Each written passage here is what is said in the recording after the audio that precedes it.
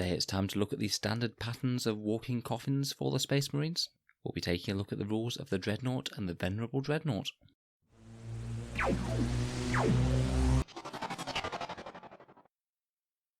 Hello and welcome back to Auspex Tactics, the Tactics Focus 40k channel where we're dedicated to helping you purge the Xenos and Heretics whenever they turn up on the battlefields of the 41st millennium. Today we'll be continuing our review of the new Space Marine Codex datasheets, with a look at the Dreadnought and the Venerable Dreadnought.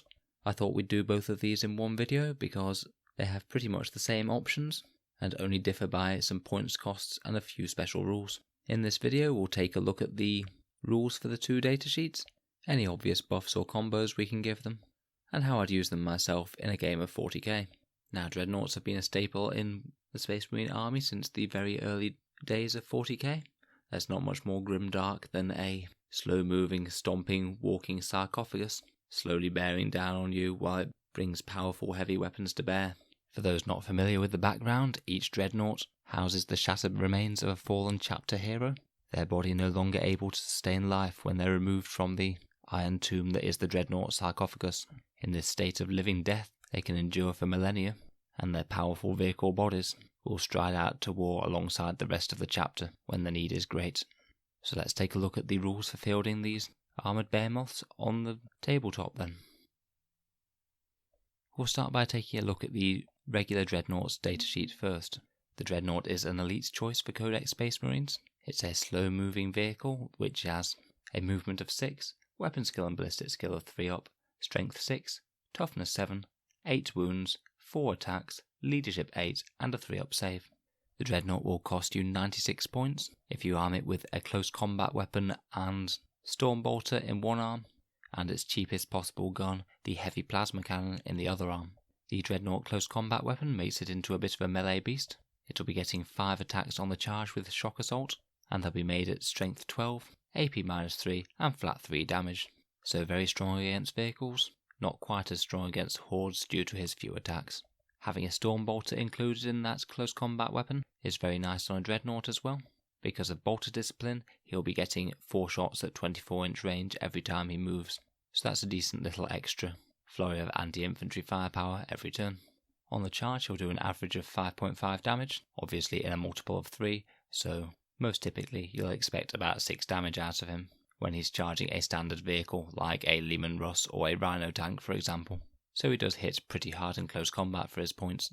Moving on to his gun arm, you have the option to trade out for an assault cannon for an extra 6 points over the plasma cannon, a multi-melter for the same cost as the assault cannon, which is 102 points for the whole Dreadnought, or a twin las cannon for another 18 points above that, putting your Dreadnought at 120 points.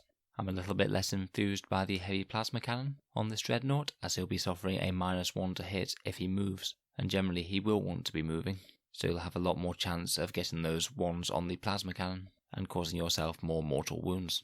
So for me the choice is between the assault cannon or the twin las cannon. Both are decently powerful guns, and it depends whether you need more mid-strength firepower or anti-tank shots.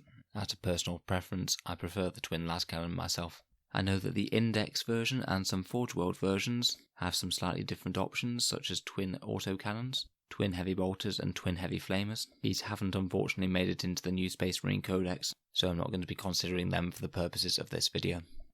Now the Dreadnought does have a couple of extra options that you can swap out on its close combat arm. Firstly, you can swap the storm bolter for the heavy flamer, which will cost you an additional 12 points.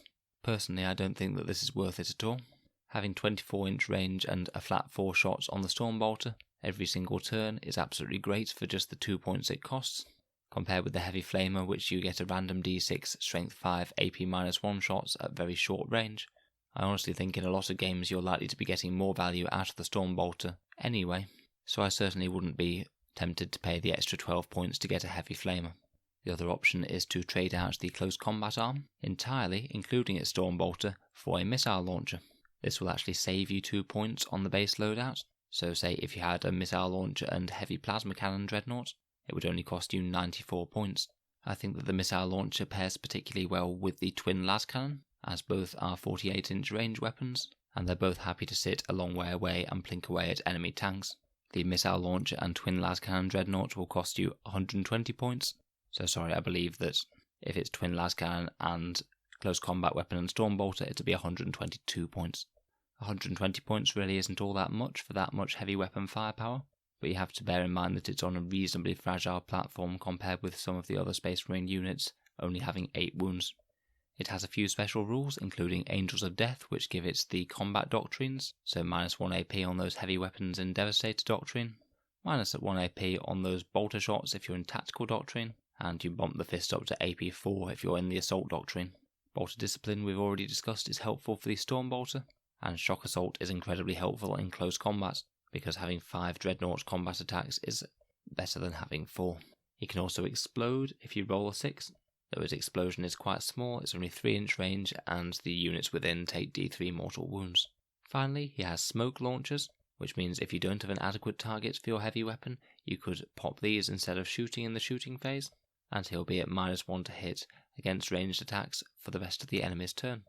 So overall, the Dreadnought is a fairly slow-moving, fairly lightly armoured vehicle for its points cost, that has both a heavy weapon and a close combat attack, but is more powerful in close combat. He's ideally going to be wanting to be on the move towards the enemy, blazing away with his heavy weapon as he does so, or alternatively you can field him with the missile launcher and twin las cannon, and sit back and take some pot shots at tanks. So let's see how the Venerable Dreadnought differs now. He's 20 points more than the regular Dreadnought, and differs from the regular one in only a few subtle ways. Firstly, he has both weapon skill and ballistic skill of 2+, and secondly, he has the Unyielding Ancient special rule, which is basically a 6+ feel no pain type save, so when he loses a wound you roll a dice, and on a 6 the wound is ignored.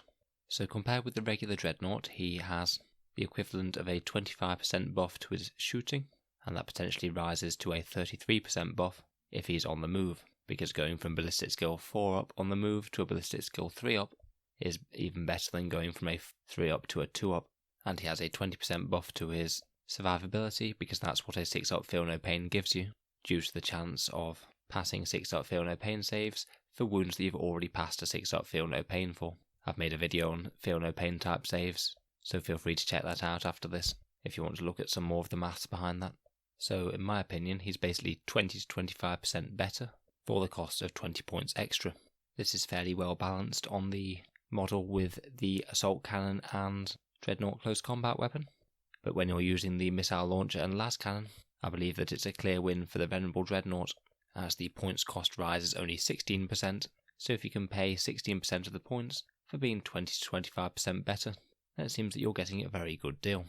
I believe that this is the reason that you tend to see a lot of people running the Venerable Dreadnought with the las cannon and missile launchers compared with the regular variant. So now we've looked at both of the options, let's look at some of the ways that we can get the most out of them via buffs and stratagems.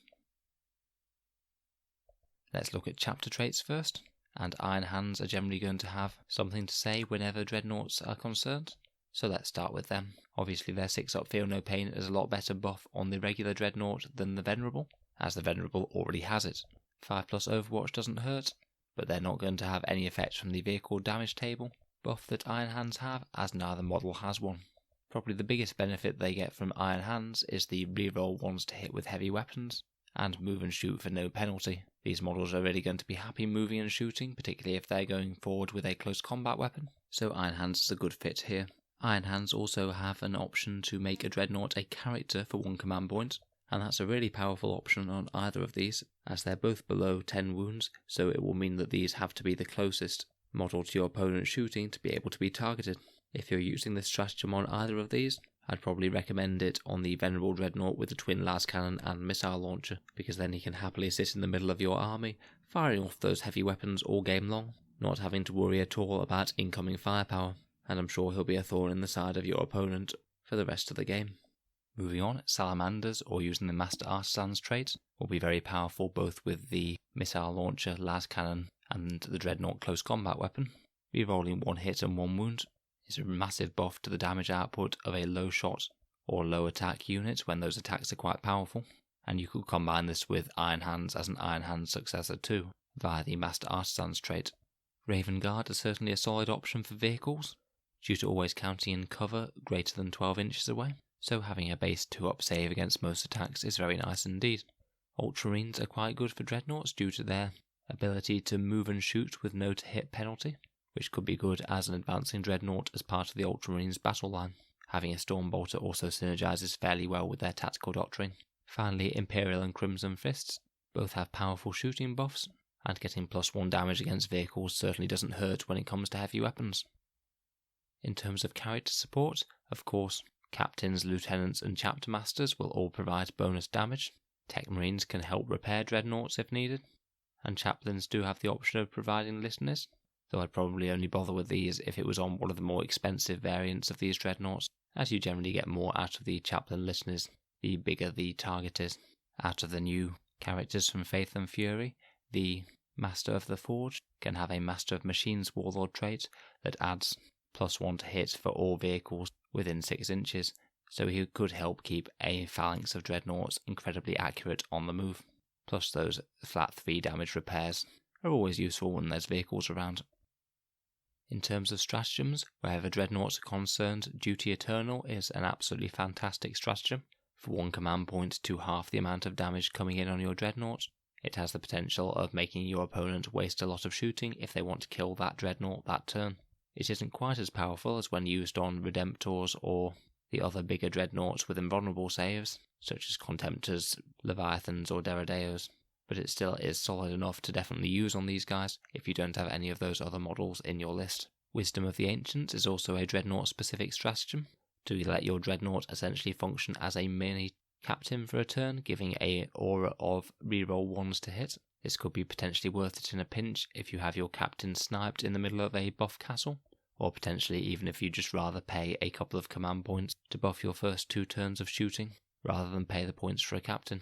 Honour the Chapter for 3 command points to fight again is always worth considering when you're talking about big fighting melee units, and if it's the difference between one of these dreadnoughts taking the last few wounds off an Imperial Knight or not, then it's certainly worth considering.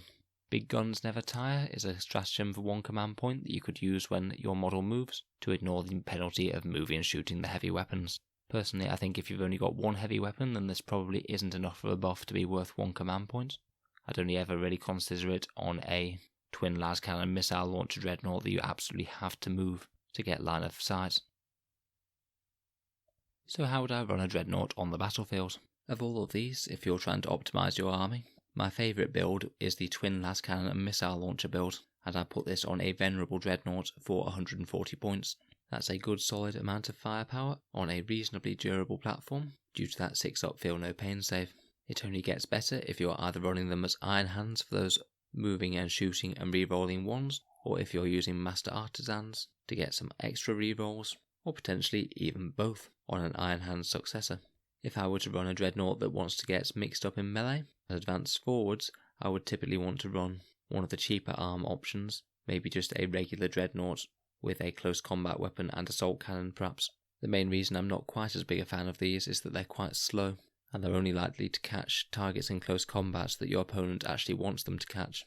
You do of course have the option of slinging them along under a Storm Raven and try and deploy them that way, and I think that's certainly an incredibly fun strategy, and could be hilarious when it works, but for me it just feels like putting a few too many eggs in one basket, because if the enemy just blows your Storm Raven to bits turn 1, then you've got a dreadnought right at the back of the battlefield that's not going to be contributing to the battle for ages, and Storm Ravens really aren't all that tough.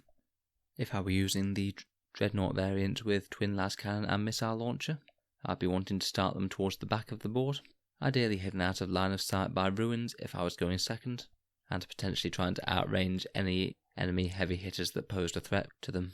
With that very long range it shouldn't be too much of a problem, and would ideally want to be standing them in whatever cover they can get, plinking away at enemy heavy hitters all game long.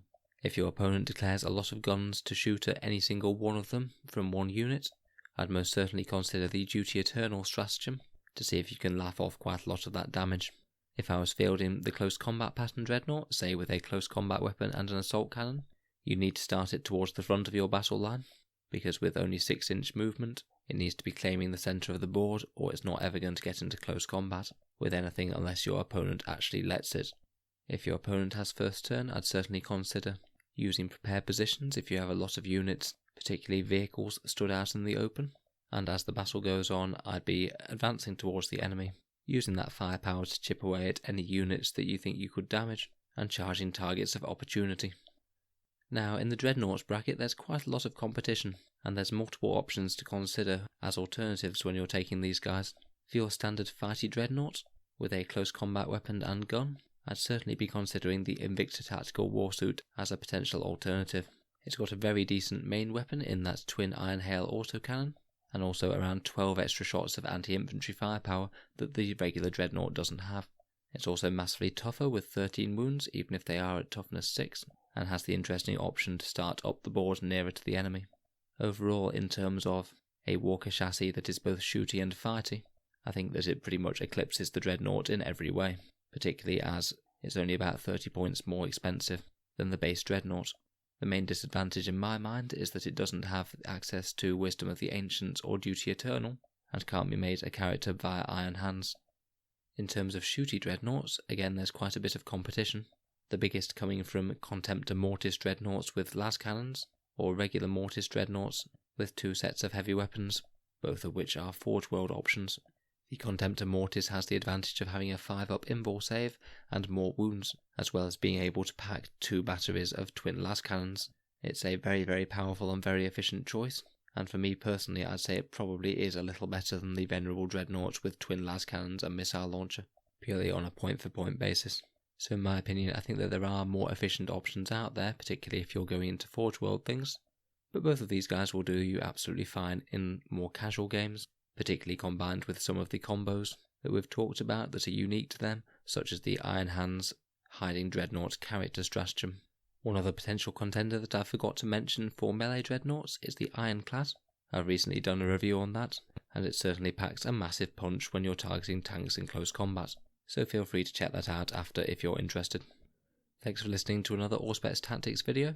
If you've got any opinions on how to use these Dreadnoughts yourself on the battlefield, please feel free to post down below, and I'll certainly be looking to cover some more of the Forge World Dreadnoughts in the future, so feel free to subscribe if you'd like to see that.